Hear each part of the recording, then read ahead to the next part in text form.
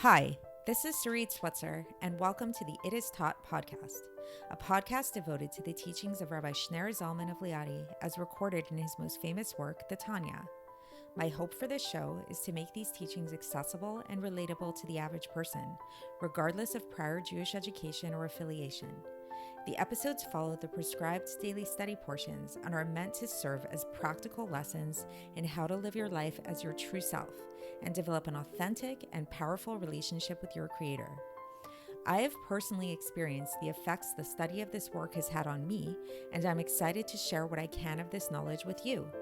So please join me on this journey of learning, self-growth, and connection with your source.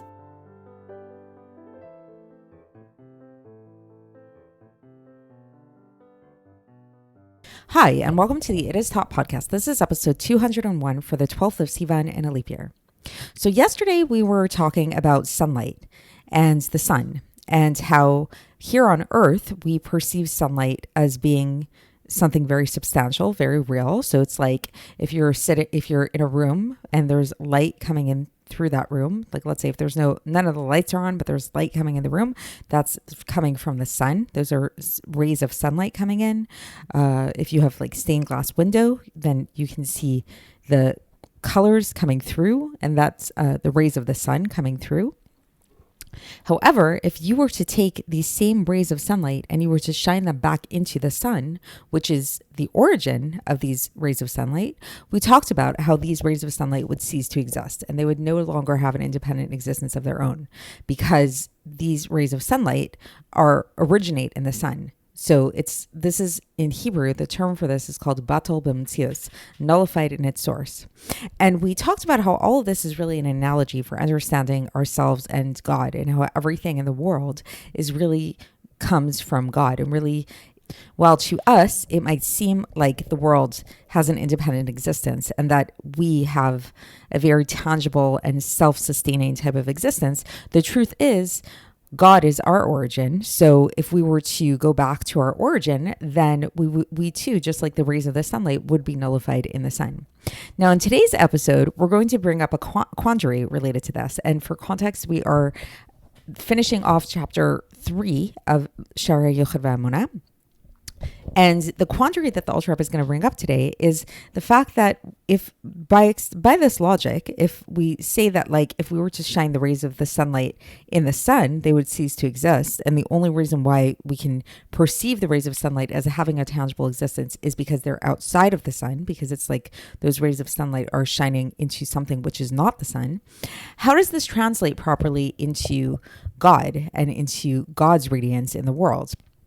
Because if we're saying that there is nothing but God and that nothing has an independent existence other than God, then when we say that here in the world, we experience ourselves as having independent existence, how could this be? Because unlike in the case of the sun, there's the sun and then there's the world, like the earth, that the sun is shining its rays onto.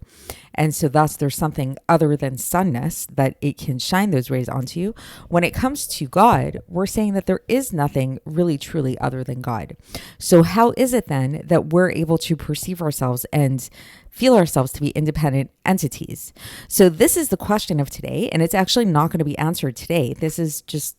Today we're going to get a little bit into this question, and the Alter Rebbe is going to really get us to really understand and really deepen in our understanding of this question.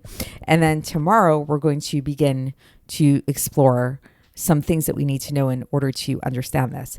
So let's get into the text and see how the Alter Rebbe brings all of this about. So the Alter Rebbe, again, so yesterday we talked about the whole analogy of the sun and everything. And then today he says, tells us what the analog is.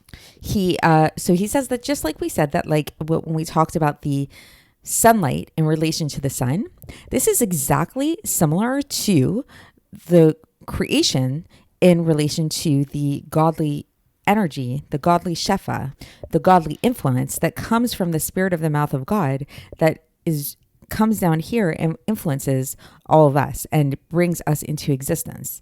Because this godly influence, this godly shafa, which again we talked about in previous episodes, is God's speech, God's the letters of speech that came from those 10 utterances. This is the source of these creations, and these creations can be thought of as being nothing other than just like light and radiance that comes down from them, from this radiance and from the Spirit of God that is vested within them. And that's bringing them into existence, something from nothing. And thus they too are nullified in their source.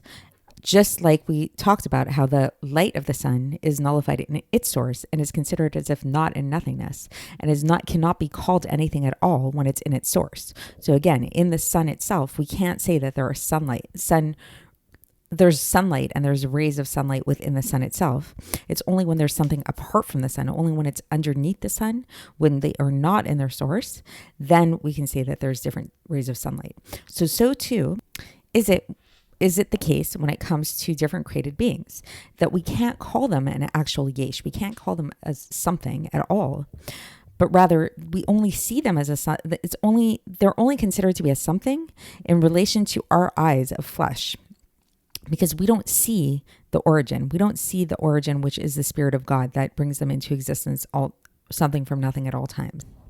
And thus it appears as such to our physical material eyes, to our tangible, these things appear tangible to us. It appears that these things that we see here in the world are actual things, actual independent objects. Just like when we perceive the sunlight, it appears to us that this sunlight is something very real when it's not in its source. But now this is where the analogy breaks down, says the Alter Rebbe. Because in the case of the sun, then the origin is not at all here in this world. Like the sun is not here on earth. The sun is in the sky, and then the earth is the earth. So it's like the sun shines those rays of sunlight down here into the world, into something that's not the sun. And that's how we're able to see these rays of sunlight, which is not the case when it comes to all of the created beings in relation to their source in God's speech. Because we are always in our source. Like it's not like in the case of the sun, that the sunlight is no longer in the sun. We're still in our source. So if we're still in our source, then why do we not get nullified in our source? How is it that we can still, like we know that we perceive ourselves as independent entities, independent beings, but how is this the case if we're actually in our source? Why are we not being nullified in the way that sunlight would be nullified if it were to be in its source in the sun? So to be able to understand this, and this is where the Alter Rebbe leaves us off, he says that we need to introduce a new concept, and this is what he'll get to in the next chapter starting tomorrow. So that's it for today. So just in summary again, so the basic idea that we are brought up today is a question.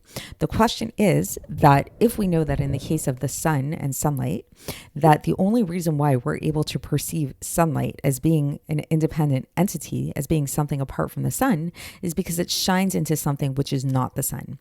If the sunlight were to be shown into its origin, which is the sun itself, it would lose all existence. It would no longer have an independent existence.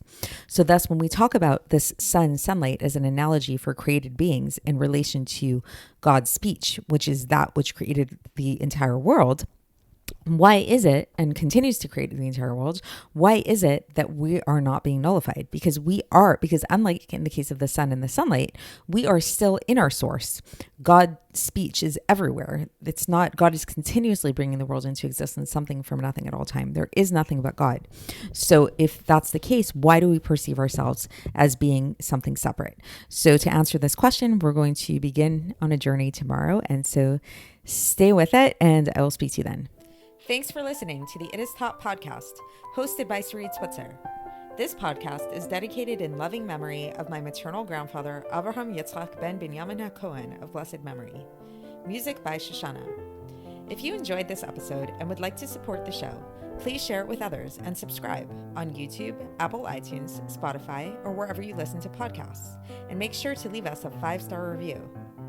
To find out more about the It Is Taught project, including more information on my soon-to-be published book, please visit our website, itistaught.com.